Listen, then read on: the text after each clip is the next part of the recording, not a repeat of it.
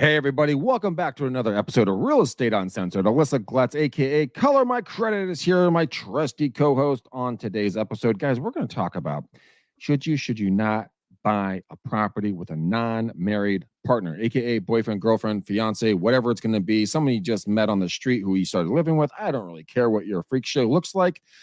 Here are some pitfalls and some thoughts for food that you might want to consider. Without further ado, Miss Alyssa Glutz. Hello. Sorry. That was my big intro. I was like quickly, because when I'm trying to learn all these things about throwing it up on my page, and then you have to hit the stream button, and then it wants a name of a title, and then it needs a subject, and I just am like 1, 2, 3, 4, 1, 2, 3, 4. And that's why you give everything me. We craft this thing up and we're off and rolling. Yes. So we're both not married human beings at the time of this recording, not to each other, not to anybody else at this moment. So in our situations, right? And well, I'm not going to say what your life was prior to, but at this point, everybody's single that's hosting this. Mm-hmm. Now, you love the other person. You want to spend time. You want to build a life. You want to really become a unit, a powerhouse couple, right? And the first step in your mind is to buy a house. Right. Why? We have 10 examples, but let's go through these bullet points why it might not be the best idea. Alyssa, what's number one? Well, there's many struggles going on, but okay, let's go quickly through the one. The one is the changing landscape, right? The traditional nuclear family. Okay. That's just talking about, sorry, I should be more ready to go, but include various arrangements. So that's just us. We're just talking about the different. It's not like the old days where it was like a married couple bought or a single person bought. We have unmarried, we have siblings buying, we have sisters, brothers, besties, bestie nesties. Mm-hmm. We have parents and children. We have children and parents. Like there's all these, different non-traditional partnerships that it's much more common you'll find these days. But okay, so we're talking first about the restriction or the problems with it. Right. First thought comes to mind is the legal part of it. Oh, yeah. Is, because I'm getting a lot of calls these days of people that are like, I'm going through a divorce. How do I keep my 2 or 3% interest rate, but also release them of the liability? Because per the divorce decree here, it says I have to refi. I'm like, well, if you refi, there's no way to take them off of the loan without refinancing. And a lot of people think you can just kind of, the divorce decree says it, and then the quick claim, boom. And then before you know it, 6 months down the line, they stop making payments. And your credit score is getting trashed, And they're going to do it on purpose. They're going to do that on purpose most of the time. I haven't seen too many divorces that are nice. So, I mean, yeah, that's a big problem right there. Legal. Yeah. I think that's the part that scares people a lot. And that's the part it should scare you, because that is a problem. And then when you go to think about, okay, well, we'll sell it. Or can you take it on without that person? So there's lots of things to think about. And then there's a lot of states that don't have like any recognition of like common law. So if you've just been together 10 years, like common law states, I know that California, if you're living together, I think for 7 years, you are in common law. And so that means you have some legal, assistance, right? You have some. But number one, guys and gals, anything that we talk about legally, go back and talk to your legal department, your broker, and your association. We are talking here. We are not giving legal advice. I want to be really clear on that. It's really just about the conversation that Greg and I are having here is just a conversation you'd be having with any of your friends or family or whatever the case. So it is one of those things it's of concern, the legal part of it. Who's going to do what happens? What's our exit strategy look like? Mm-hmm. And people don't think about that when you're dating. And you never do, because then that's why a lot of like prenups are not installed, because like, I love him, I love her. It's like, yeah, you fucking do right now. But once shit goes sideways, it goes sideways fast. And and I've seen people at the beginning of a divorce be very sweet to each other. And as the divorce, that's why whenever we're going to get under contract, it's like, we're going to have the the husband or in a community property state, we're going to have them sign the disclaimer deed at the beginning and not wait till we're at closing to sign all the paperwork. And in that 30 days, they got a little fight going, and now it's being held over your head. You want me to sign that disclaimer deed? Well, I Not want the doing kids it. and I want this and you can't do that. So it's like, you got to move quickly, Well, it's gotta like make it's kind of like decisions. it's kind of like in real estate, right? Everyone's looking for to get a testimonial.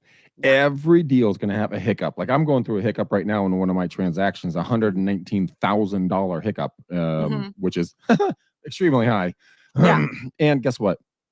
I preference my listing agreement and time frame with my sellers going, look, this is how this is going to go.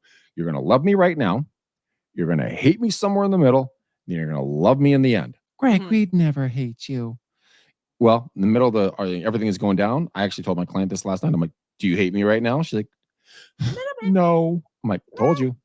But here's the point of You're that. I warning them. set up the thought pattern ahead of time. So if you're going to move forward with a non-married partner to buy a property, it's not a business partner, but it's a romantic relationship in some way, shape, or form. Set the guidelines, use an attorney, set up. If shit goes south, you know exactly where everybody stands legally and financially. Everybody walks in and goes like, she's my forever. Right. But it's like it's the forever never because shit went weird and bye-byes. 70% of divorces fail or more, 90 in California percent fail. So, I mean, you got to look at the numbers. You're not going to go skydiving and talk to the instructor and say, so how many times does a parachute not open? They're like, like 70% of the time. Yeah. Like, sweet, I'm totally in for this relationship. Yeah.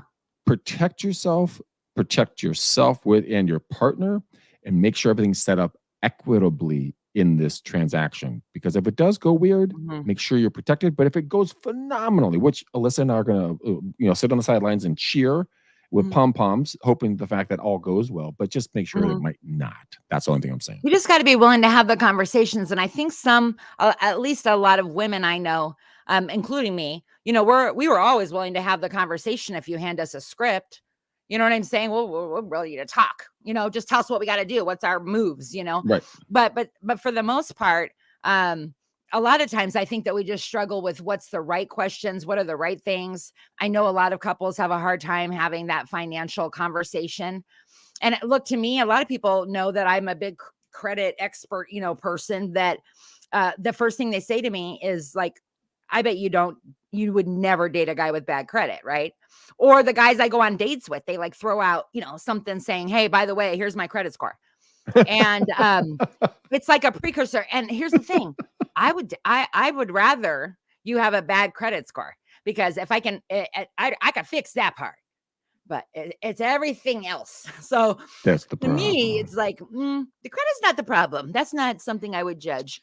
No. We've all been through something, but you have to be willing to say, hey, where are you on your credit? Are you in a complete state of denial where you don't even want to look and you're really going to get frustrated if we talk about this stuff? Or are you, this sucks where I'm at, but I'm willing to learn and I'm willing to discuss it with you and I'm willing to be open and vulnerable and not take it personal that I'm not where I want to be in life. But I'm like, I want to grow with you. Like it doesn't mean we have to merge all of our bank accounts together, but you really do have to have this come together with honesty, And I see a lot of couples. I had a couple that broke up a few weeks ago because she found out that he was gambling severely, though. Like, it's a lot of money. And then she's like, I didn't even know, like, that we go out on Friday and Saturday night or something. We'll go to the casino and stuff. But I didn't realize it was becoming an online everyday.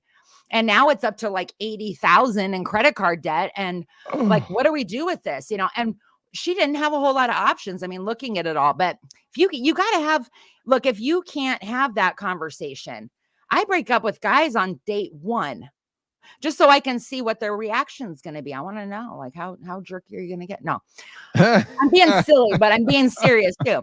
That it's like, you have to almost know how it's going to go down. Who's going to be doing the dishes and who's responsible for taking the garbage out and maintaining our house.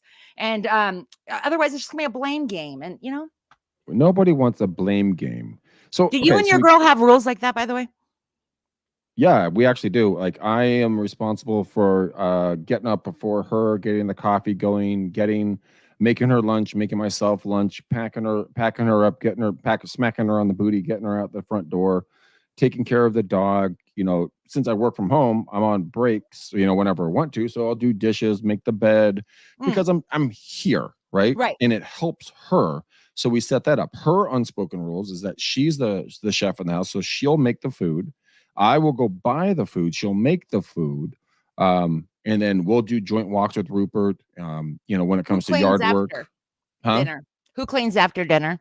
I clean. She cooked, I clean. It's a very simple thing. Oh, that's how we do it. And Okay. it's logical stuff, and that can get you into the legal side. But I know we don't have all day. So what's number 2 that we I should go don't know. over? I don't know. My phone came down. You tell us what number 2's. I Financial literally don't benefits. know. Okay, the Huh? financial benefits. I mean, well, the financial being nervous that somebody, like I always thought, wouldn't it be great if they could set up servicing to where if two best friends wanted to buy a house together, then and they wanted to buy a house for 500,000, then you have a loan for 250, you have a loan for 250. Your mortgage statement says you owe 2,200, you say 2,200. Mhm. Together, you guys own this. If one of you makes a 30-day late, doesn't hurt the other person. Okay. Like that would be beautiful if servicing could be split like that, because That'd be that would awesome. take a lot of the nervousness I would have of buying with my best friend or buying with my sister or buying with, I mean, I think people are getting, if you could just have those conversations, then you would know what you're getting into in the beginning. But it would be so nice if a bank had servicing like that.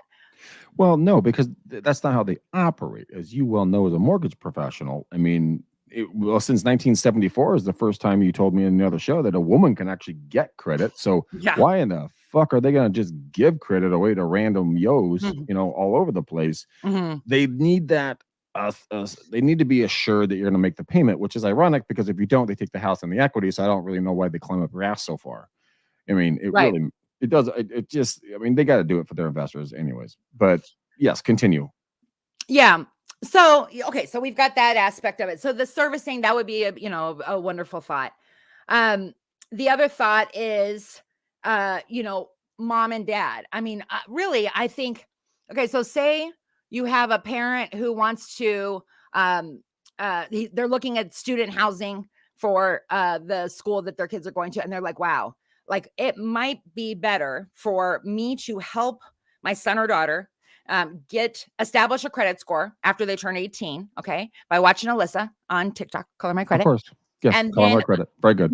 my son will have a good enough credit score within about 6 months for you to generate a FICO score after you start building with my little method. So then their scores are high enough. Well, then when they're ready to go to college, you guys find something FHA, that you can put 3.5% down. Mom and dad, it's a primary residence, but mom and dad are the non-occupant co-borrowers. We have your son or daughter who's in college, doesn't have to have a job. They're living in the property. So that's why the risk level's considered owner occupied, right? But now you come up with the 3.5% down for the down payment, like your investment in them and your, partnership. Their job is to live in the property, take ownership of the property because they own it too, Yep. right? Yep. And find the roommates. And then really watch what the freaking roommates do. Instead of not having any ownership where they're just like, woo, the dorm. This is their first real estate property in their portfolio. That's a good idea. I think. Yeah. I have a couple that have done it with all 4 of their kids. And when they sold, when the college was over at 4 years, they split the profit. And that makes logical sense. I mean, I actually have another individual that I'm working with, very similar situation, and I'm helping people buy properties on terms, like creative financing. And so one of them is a lease option. So you get people in who have the cash, right?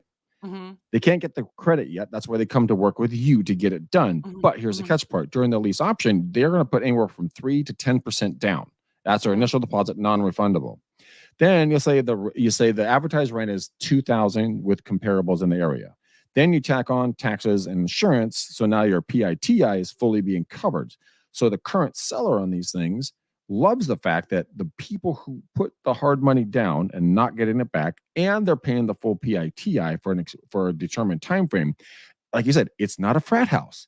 It is Yeah. their home. Like, you don't Yeah. fuck up my house, bro. Like, Yeah. oh, we're just renting. No. I'm working with Alyssa Glutz over at Color My Credit, and she's got my credit up to Mhm. 2,000 Or they in 2 do. days. Because I don't do credit repair, but I teach you how to do it. So but Exactly. they have it. Yeah, they're on a Exactly. plan, in other words. So it makes it sound, or it just is better for you to be actually on a plan to get better versus just sitting here like, no, I suck and I'm gonna suck tomorrow.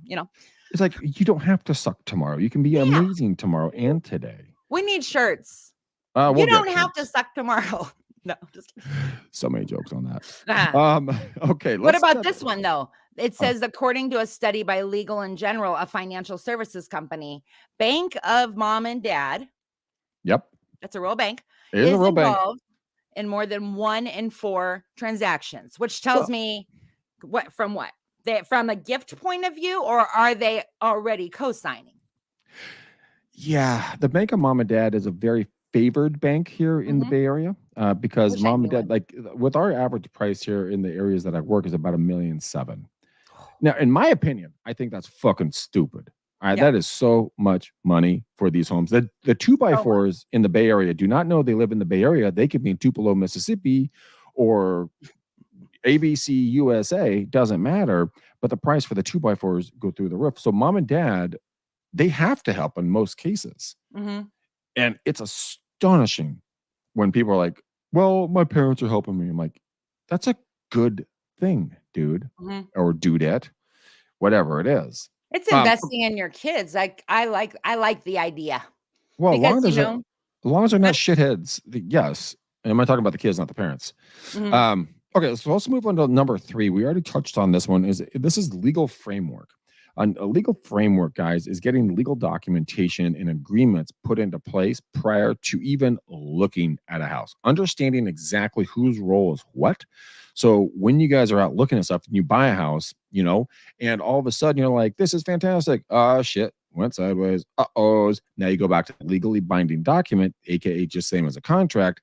Therefore, when you despise the other individual. Now, we're not wishing any ill will on any relationships. We're just talking generalities and what may happen. Now, most of you guys are going to be married and be in a stable relationships, and this is not even for you, but maybe you can pass it off to a friend. You never know, right? Well, what happens? I mean, what happens when we've talked a lot about that so far, as far as like what happens when it all goes down and what you can get put in place ahead of time. And being very conscious of the fact that people change and attitudes towards each other change. Yep. And you have to, do that kind of thing. But it's as far as like the parents and kids and things like that, you would think that that would just the agreement, what they're doing, what they're entering into contract together, I think would be enough. But for legal protection, think about this like a prenup. You go into it and Right. like, okay, so for example, my girlfriend makes way more money than I do. I'm very open with this conversation I have. I mean, people ask, I'm like, no, dude, she makes way more money She than I do. makes the most of any employee income there is. I'm just saying she's amazing. Anyway, she's I'm not amazing jealous. pants. I'm not jealous. Okay. I'm jealous of her. I'm just kidding. I'm jealous. No, she's just awesome. But here's the thing, with a situation she and I are in, we have made an arrangement that I'm going to buy in equity at a certain time frame with a certain percent out, and we've already working on setting up legal documents for this. So we're doing it as we speak. So this is not some theoretical thing, boys and girls. I'm actually doing this one, and this is why you're going to document your journey. I will. But it's usually okay. I'm not going to make that joke. Well, but here, listen to this. I mean, if you think about it, I tell this to people all the time. There's people that I know that make like, let's say 45,000 a year, and they need to be in a position to where they're making about 60,000 a year in order to afford a home in their little, state. Mm-hmm. And they can't get there, and they're trying to figure out, like, I work from here to here. How many hours, I'd have to work a part-time job for 2 more years in order to have more income. And if you have a boyfriend or girlfriend, okay, or if you have a daughter or son that's an adult child, right? And every single month they deposit. It's got to be less than 30% of your total income. But if they on a same day every month, I mean, consistent for 12 months, they give you $400 a month. Okay. Then at the end of the 12 months, you can use that border income as long as the person agrees and signs a document, says they're going to move with you to the next house. You just got more income that the IRS doesn't see. Oh, that is fascinating. Well, what if somebody's in already too high of an income bracket for taxes? Well, that doesn't really matter. It's more about like whether or not they have the ability, if they can't qualify for anything, but there are people actually, in fact, that live in the house with you, but their credit scores aren't good enough to be on the loan, but they are actually contributing income to you. So that would help you with qualifying for more of a home. Do you know what I mean? I think we're on. Yeah. Okay. That makes sense. That makes sense. Maybe you were going another way with it, though. I was going a different direction, but yeah, that makes sense because you preferenced saying they'd move to the next home with you. So now the income is showing at a higher income bracket, so that the lender will see it and be like, oh, now you qualify for more money for the next house. So you can do the scale up kind of move. Is that what no, so it's all about debt ratio. So if you have, let's say that you make $5,000 a month, okay, in income. Okay. Well, the lender's going to take about 45% of that 5,000, and that is the most that your new house payment, and then your credit card monthly minimum payments, your car loan, your student loan, what it can exceed. Okay, so let's say it's 5,000. Let's just go with 50%. Cut it in half, 2,500. Let's say you take that 2,500. Now we have to figure out how much is this person going to qualify for. They meet the credit score, the height requirement, basically for the ride, right? They've got some money saved, but how much are they going to qualify for a monthly house payment? How do we as a lender prove they have the ability to repay? So we have to look at this debt ratio thing. So by doing this, then we look at it and go, okay, so we got 2,500. They have $500 car loan. So now we have 2,000 left over. They have a student loan that's 300.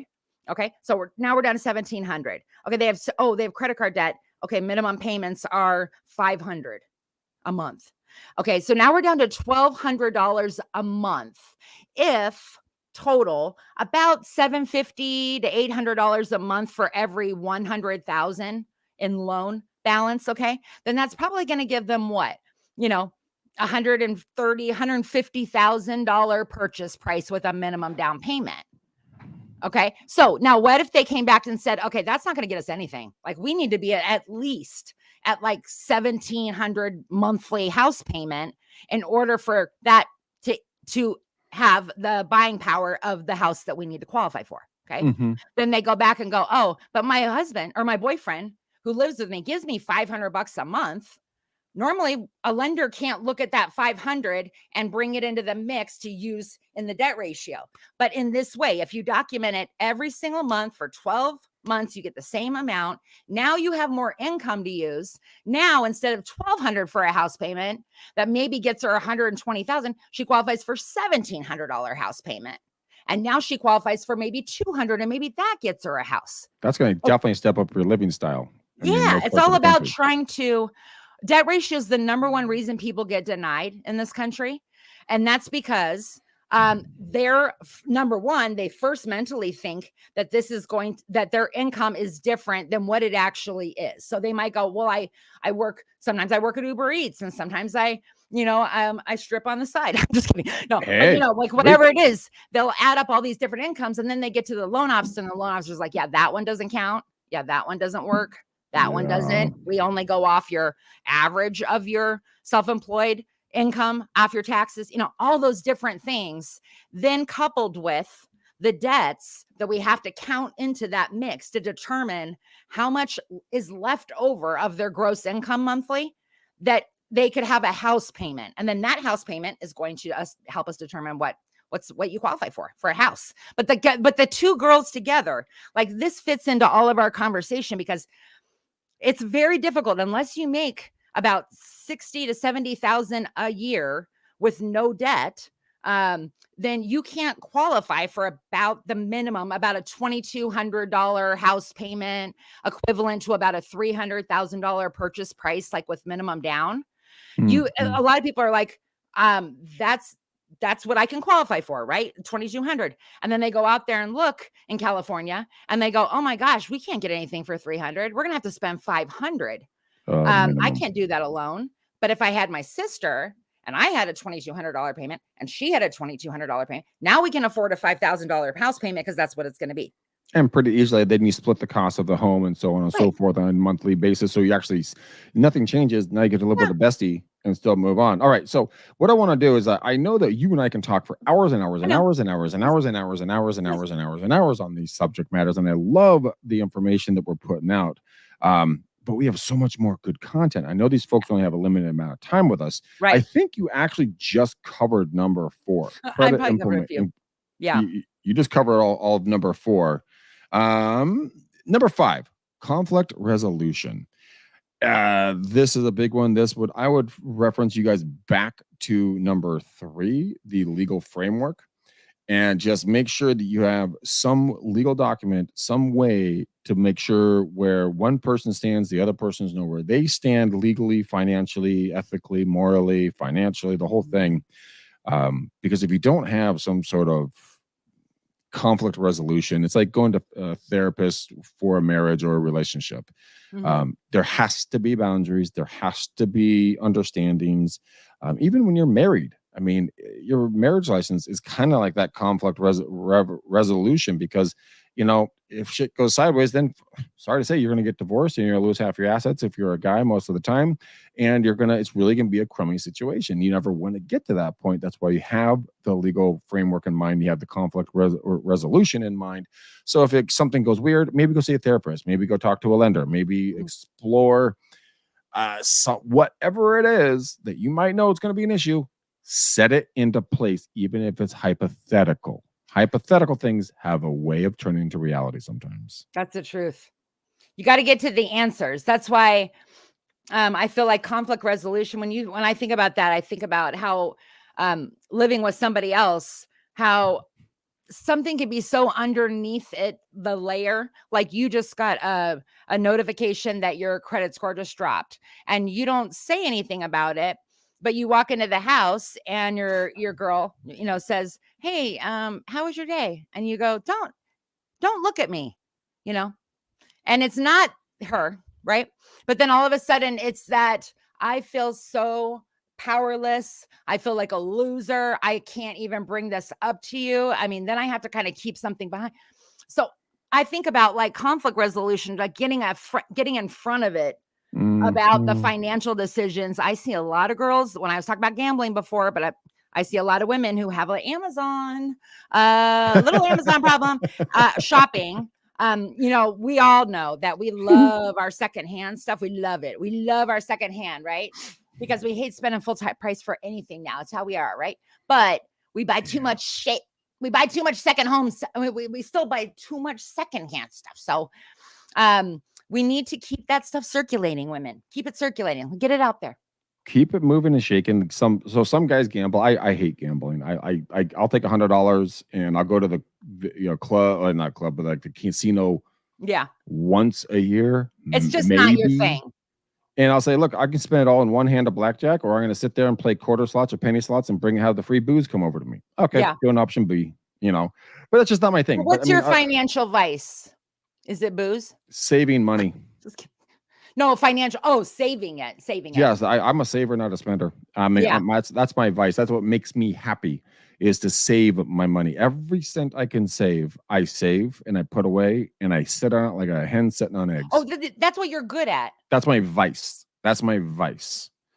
Okay. I don't spend money on anything. Something you're not good at? I just don't spend on any. I don't spend money on anything unless absolutely needed. Like I got okay.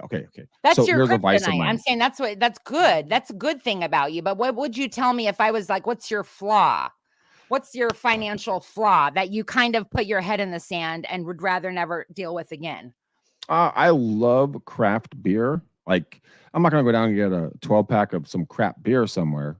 But I mean, I'll spend money on a good. You'll pay big bucks. Go try some good beer, and then like microphones, cameras, lights, That's, I guess, where I would spend my money. But That's where you it's go not wrong. where I have like a bajillion of them laying around. I just have what I need, but I buy the expensive ones Mhm. and I use them every day. So it's really not advice, but that's where I'd spend my cash. But if And I was a couple gonna buy a house, don't you think that would be a good question to have? Like, yes, hey, what do you, if you don't want to like flat out, I mean, not a lot of couples like pull up their bank statement and go, here you go.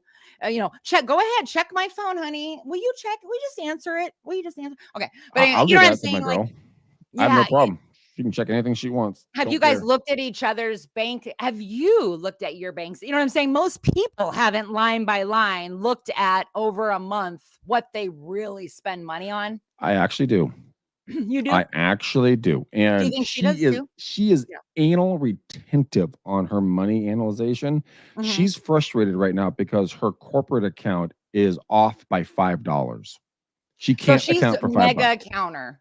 But do you guys go, you know what? Let's go to this fancy restaurant tonight because I love the experience of eating So with you and she that, or we like pass on that? No, she will spend money on that. I could care less about fancy food. I enjoy the experience with her and understanding the culture. Right. And I like talking with her about it and being critical, but yet having fun. That I pay, so we'll pay for that experience. She loves the food side and she will pay. I mean, she went for one of my birthdays, she spent $1,000 on dinner. And I about fell off my fucking chair. But And she felt that value. That's and kind of a love language in a way, the way you spend your money. And we flew to New York and spent a weekend there to go to this restaurant. We flew to New York just to go to this restaurant. Wow. And it was definitely not worth $1,000, but it was the experience that we had, and we were willing to pay for that. That would be a vice. My vice is paying for experiences. Like I'm looking up, Right. go karting and go do some shooting in a shooting range. Do That's some good to know. fun Because if stuff. you live with somebody, that's kind of good to know whether they like to hang out on the weekend and watch TV all day. No, Or if they're on the go, like 6 a.m. My ex-husband used to hate me on Saturday mornings because I grew up with this thing of waking up early Saturday morning, kind of doing my little thing and getting out the door to go shop or go. He liked to kind of ease into the day, right? And then Sunday was for football. And it was like, even if I wasn't going to watch football, he wanted me to be in the presence of football. Like he's still, and so it's good. It's important to know the activities that your housemate is going to have, since it's, yeah, maybe marriage, you get a further, what are these people lacking, that married couples, benefit from it with home ownership? That's kind of what I'm curious about too, is like, well, what do they lack? The conversation lack. it is conversations, and that leads us into number 6, which is community living, which is a perfect That's segue. perfect for that. Like, what if you did not know that your best friend only likes food from the gourmet place, and she likes liver and she likes smelly fishes, and you come home and you love her, but it becomes a thing where you're sharing your refrigerator with somebody who has a different food aesthetic. That's something to really be honest about because uh, that and cleanliness as well. Cleanliness. I Oof. worked. I had a roommate one time. Has been a friend of mine for 30 plus years, and living with him is a total different experience than being a friend. Because Yeah. living with him, it was living in a pigsty on the worst day. And like Right. you were saying, like, what do you do on the weekends? He would sit around in his whitey tighties, clean his guns, and they weren't so white and tight, by the way. And he would, sit there And and they just drink get under beer your skin, and cook greasy food all over the kitchen. And I'm like, drink all your milk, where the you know. what zoo did you escape from that there needs to be a report? I can trank you and send you back. Like you. I had a roommate in college who used to, I'm surprised she didn't try to poison me, but it started and it ended with towel folding and sheet folding to this day. Like, kill me. I would rather do anything else but try to fold sheets. Okay. I get very frustrated, but here's the thing. She would be like, did you fold the towels? I'm like, there's you and I live in here. And she's like, well, they're wrong. I don't know who raised you. Who raised you? Oh Not a my towel god. folding mama. she is making money. Sorry. You know what I mean? I get You it. But that's the thing. That's an important thing because I've also been married to one person. So it's hard to keep that secret. But he didn't, same thing, folding. You know, it's hard when these guys have been raised by mamas that were pretty amazing. And then you come in and you're like, "Wah!" You know, and they're like, like, it ain't what gonna the work out probably. No, like, what the fuck are you? This like is, I, who raised you're you, not Raccoon? you're not my Amazon browsing account history. Get out of here. I don't even have Um, to say why am I single. People are like, we get it. We got it. they're like, oh, that makes a lot of sense. Yeah, So I this is get it actually now. a big one. Number 7 is going to be tax implications. So when it comes to tax implications, walk us through that really quickly so we can get on to 8 and 9 and get these folks out of here. But We ain't gonna get to 8 to 9. oh, yes, we are, young lady. This is a big Yes, thing. we are. You have to look very carefully because real estate agents, loan officers, all of us, we all do the same thing.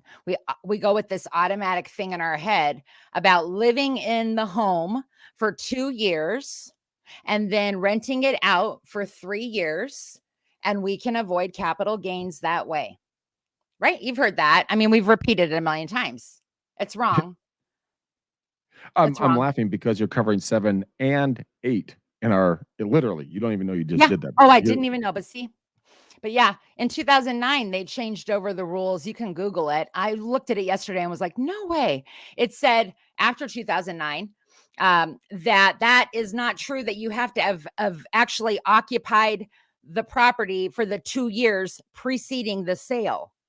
So huh? you don't, yeah. And so you What? don't exactly get a full exclusion by this little 5-year rule anymore. Before 2009, you did. But after, when we were sleeping in 2009, they changed this whole rule and said, here's the thing. You have to have lived in the property for 2 years preceding the sale.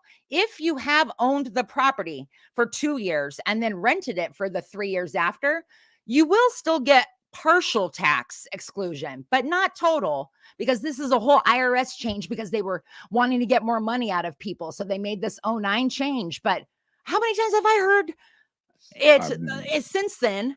And it's pretty much wrong. So if you got to kind of look at each, obviously this is a tax question that you have to talk to a tax person. You have to get specific, but it's not a done deal.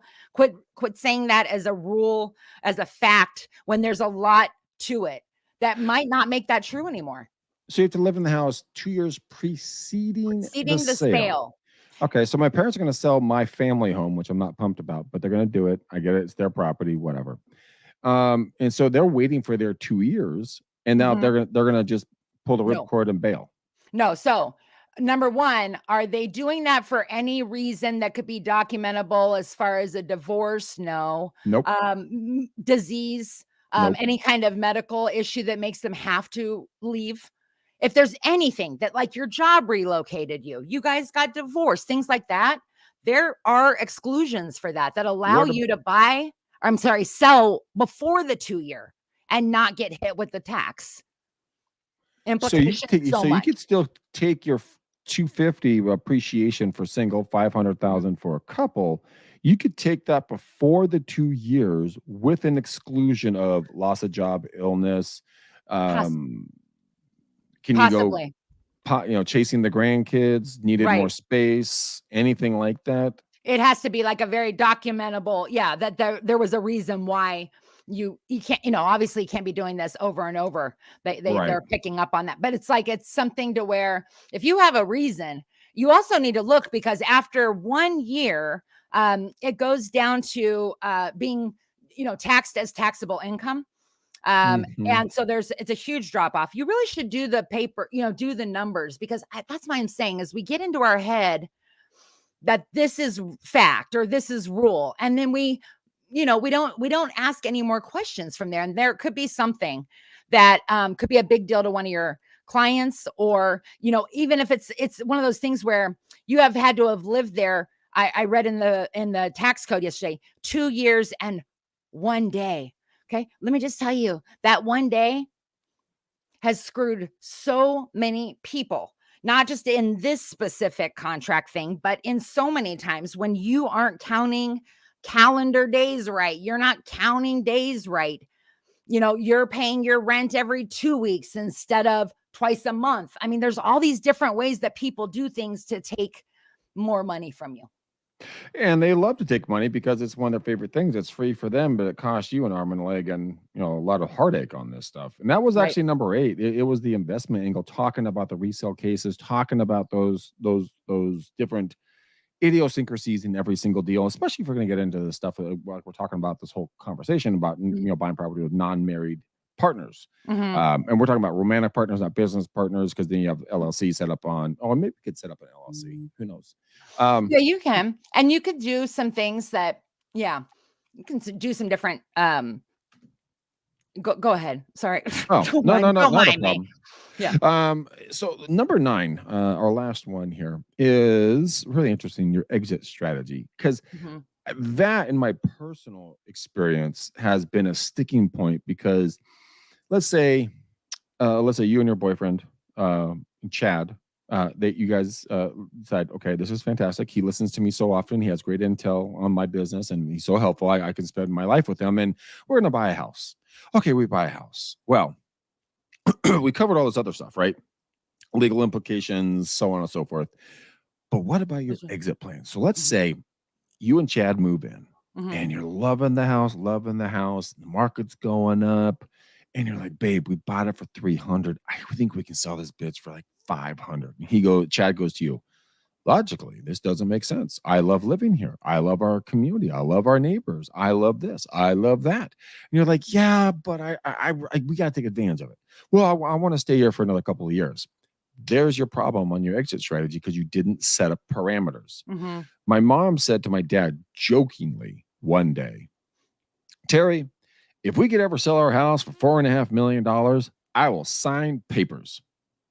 It's worth well over $4.5 million. And now she has to deal with that reality of going like, fuck, I set a precedent. Yeah. Okay. Be careful what you say. Yeah. Very careful. So, I want to hear your opinion as a mortgage professional, real estate professional, and as a woman.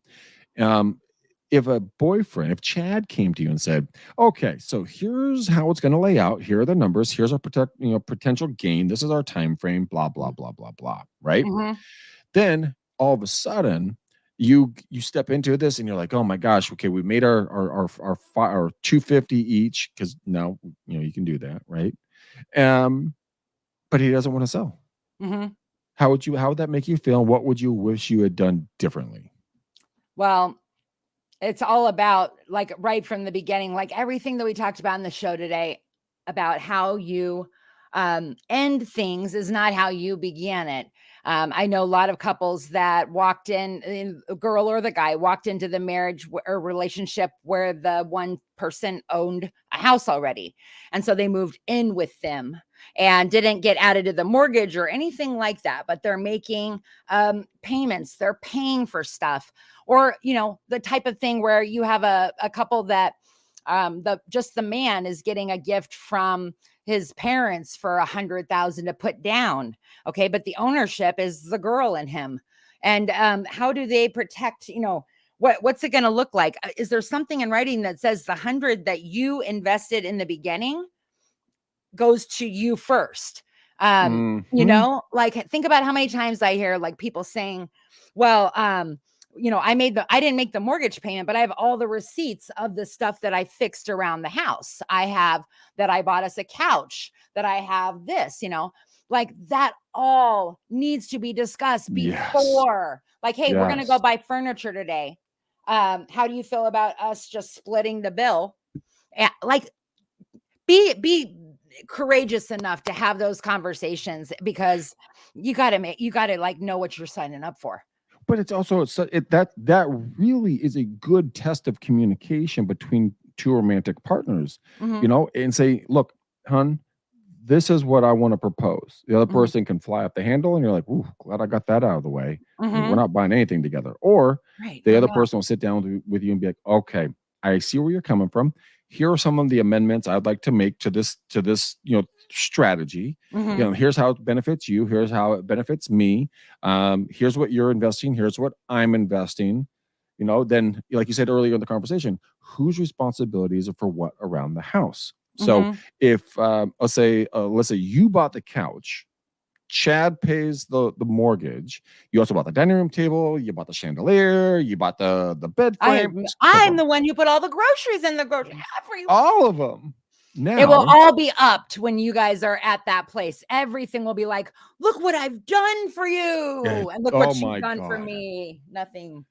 And that's everyone has a different point of view because you're coming from it going like, well, I do all this and you don't do anything. Like, yeah, I don't do that because that's your job. And this is my job. But nobody talked about that. Yeah. Nobody knew what their jobs were, or their responsibilities, Dude, I talked to my girlfriend about this, and there's been times where I've been like, fucking bitch. Like, why aren't you doing shit? Blah, blah, blah. And then I'm like, hold on, Greg, screw your head back on. I'm like, okay, you're just being a pompous pussy. Your girlfriend is you're working hard doing her thing. You're working hard doing your thing. You have your job. She has her job in regards to the house, requirements. And once you get those in line, oh my God, the conversations, if she goes or he goes, hey, I thought you were going to do blank. And you're like, shoot, you're right. You just opened up a can of worms. Yeah. Okay, honey, I am on it. And I've learned that with my girlfriend because she is zero bullshit and she's right to the point. Like she doesn't waste time, energy, or breath. And she's like, so let me ask you a question. And once that comes out of her mouth, I know I'm up the creek without a paddle. And I better had a game plan for my response or my reasoning of why not action had not been done. And I hated to have her do that. But I'll tell you one thing. It has been one of the biggest things and best things that have ever happened in my life. And the reason is this, is that it made me start taking accountability for my own actions because my actions directly affected another human being. And she said something to me when we were in an argument. She said, Greg, I just need you to help out because so you can do things I can't do. And I'm like, whoa. Back that up. Back the bus up. What'd you say to me? She said, when you do things around the house, you're helping me to do things I can't do because I don't have the time. I'm like, no, conversation over, argument over. You have said everything you need to say. I hear you. I understand you. I will move forward at lightning speed and I will be there to support you. That is a great line, actually. That's really profound for her to say that because it clicks with you. Yep. Got it. So you're not attacking me that I'm saying I'm a fat, lazy human who doesn't do anything. You're saying, you be my other, you do what I can't, I'll do what you can't. This can be great. And then you don't have to take it personal, No, you don't. And here's the greatest thing. Once that relationship, the understanding was done, everything else clicked for us. And you know what? When I step up, like yesterday, she came through the front door and I was taking a break from doing cold calls. And she go, aha, I caught you. She was joking. And I was mid dishes in the sink. And I look at her and I'm like, what? You caught me doing dishes? She's like, and you look good doing it. Yeah. And I was like, okay.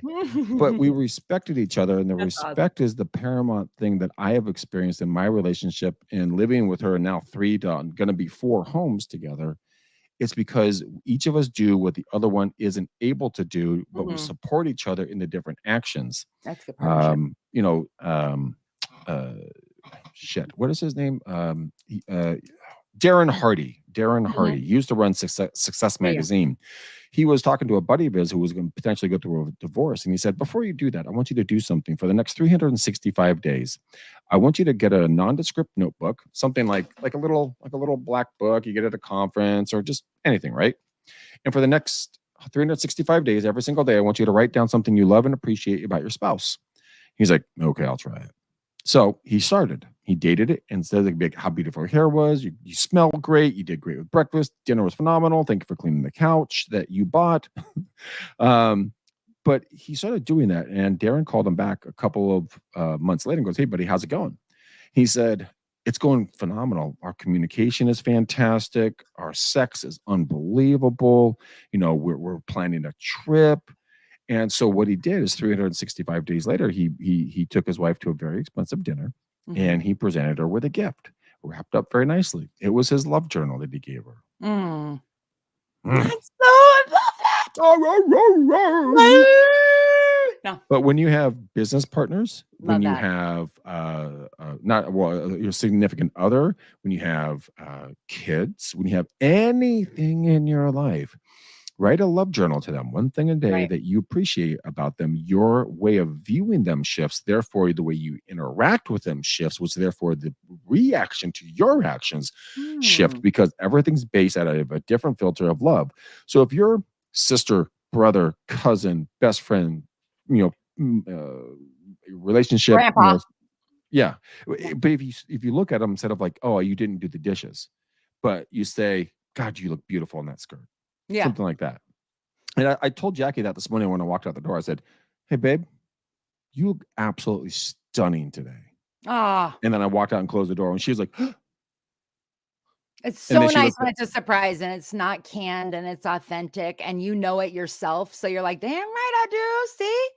But I also know with my kids, when they get into they're girls, so 14 and 16, they're gonna be that way with each other sometimes. But I always say to them, and I do it all the time, tell me 3 things you like about Brooklyn. And Mhm. it's like clockwork. My older one will go, I like her freckle on her nose. It's kind of her go-to. But she's got to focus on 3 things she couldn't live without about her. And they end up kind of gushing. Well, Brooklyn's harder to break down. Ange will break down and change her whole perspective in a second. Brooklyn will be like, I like the fact that you like me. You know what I mean? She's such a Leo like me. Be like, well, what do you like about me? Anyway, she's stubborn as hell. I love it. But it's You nice to hear them try to flip the switch, and you can do that with any person, business, anybody that drives you nuts. Try to I make had that challenge for yourself to try to tell yourself something you like about them every day. so I had a client of mine many moons ago that drove me up the friggin' wall, right? And so I actually had just read about this in one of Darren Hardy's books. And so I'm like, I'll try that with my client. Mhm, It it is literally magical, mhm, because instead of saying, God, this chick is so annoying, blah, blah, blah, fill in blank of issue why you're upset. mhm, And within 2 or 3 days, I was looking at her in a completely different light, and I was mhm. able to give empathy and understand where she's coming from, slowed down, heard what she was saying. That's big. It was a phenomenal shift in my mindset. And so that's why I Mhm, preach about it all the time, because I've used it. I mean, mhm, fuck, man, I use it all the time with my girlfriend. I'm pretty sure she uses it with me too, mhm. because every relationship is going to have a wrinkle, pimple, and a smile. It really depends on Always. which one you want to focus on. And That's who do really you what it is. wanna who do you wanna fight the battles with? So let's Michael has a question, yeah. What do So you have? Michael Field, and gentlemen and ladies, you guys have seen him on the podcast before. He is the creator and founder of Support Geeks, an absolutely phenomenal organization. He's helped me out immensely with my tech. So Alyssa, let's address Michael Fielden's question. So can you read it for the listening audience? Oh, of course, because I can't say anything. I was gonna say, can you read it? Is there something that couples that have already started down the path of homeownership incorrectly and now want to make sure that the balance is there? I'm thinking you're saying you've kind of already started down that path, you got pre-approved. Now you're really concerned. You guys haven't written the contract yet? Or is that the stage you guys are in? Regardless of wherever the path is, you can always reach out to Greg or and I can help you course correct. Not No, no, no, necessarily no. by just saying come to be. Oh, No, sorry. I don't think he's talking about finances. I think he's Oh, talking about the balance in the relationship, right? Is oh, there a okay. good balance in life? Like, is there a Gotcha. good, I or was, is it the teeter totter going to be shifted one way or the other significantly, right? yep. That's a good question, Michael. I think that would be one of the first questions you'd want to address and say, "Hey, look, I would like to buy a house. I got some money. You got some money. We've had this discussion. Let's talk about that. What that would look like, and here are some of my thought patterns, and then Mhm, just judge it as it goes forward. And as you go down that path, be honest with each other and say, look, I'm feeling like you're not listening to me, or you're not hearing what I need, or mhm, you want to live here for 20 years and have a billion kids when I want to just be in and out in 2 years, make my cap gains, and mhm. I'm out of here. So I guess that would be how I would answer it. How would you answer it, Alyssa? I'm like thinking, Michael, do you want me to have a webinar for people who Yes. like I'm already immediately thinking of we just need to get into we need to basically create a scapegoat and say, hey, I was just thinking, my friend, like my boss wants me to go to this class tonight. You want to go? and you just find a way like to slip in this class, and then I'll ask all the hard questions, and we can get back to having a balance. And but I think what he was saying is that if they've already started down that path, in other words, they own a home together now. Yep. And how do we get back to that place? Like we said, it's going to start with conversation, but sometimes it's like, God, but how do I start those conversations without it turning into a brawl, a fight, or the person feeling like they're coming from a place of being attacked? That's real common, especially if we're just women having a bad day. We're like, why do you hate me so much? You know, I load the dishwasher the right way. Anyway, so I think in a group setting type of webinar could be interesting to explore. I don't know. I think that'd be really beneficial, because Michael works with a lot of top brokerages. And I think that just overall, that information, that when you're talking with clients, say, hey, look, there's other opportunities out there where you can actually get into a home. Here are the 9 steps you need to look at prior to buying a home or a property, whatever, without your married partner. I think that would be a very beneficial thing. Let's connect with him offline and see if we can get that going. But I mean, I'll tell you one thing Michael did the other day to help me out, and then we'll get on with life here. Dude, I was having an issue with GoDaddy, and I mean an issue. I mean, I wanted to throat punch him and kick him square in the nuts. They are absolutely positively the worst company on God's green earth for customer service. I mean, I want to shit on their head and rip their throats out. They are idiots. Idiots. Yeah. But Michael walked it through with me and was able to get my domain, like we talked about on the show, GregMcDaniel.com. So we got me all set up there. He's transferred my computers. If you guys have issues with computers, get a hold of Michael. You are not going to regret that conversation. And it's very simple. Just check out Support Geeks and ask for Michael Fielding, and he'll take care of you. So quick little awesomeness that he always hooked up for me there. So Alyssa, let's take 5 seconds here. We have been on for just under an hour. Me and you, combined team here. We've brought some great knowledge. What would be the first thing, in your opinion, people should be looking at, even though we've given them a long list? In your opinion, what would be number one? The somebody that you're willing to have the conversations with. Are you willing to have the conversation? Are you with somebody who's willing to have the conversation? I think that would be the number one thing, is like that there's a lot of opportunities. There's a lot of ways, creative, outside the box ideas for how we can make housing affordable. Mm-hmm. If there's somebody in mind that you can think of that could be a co-homie,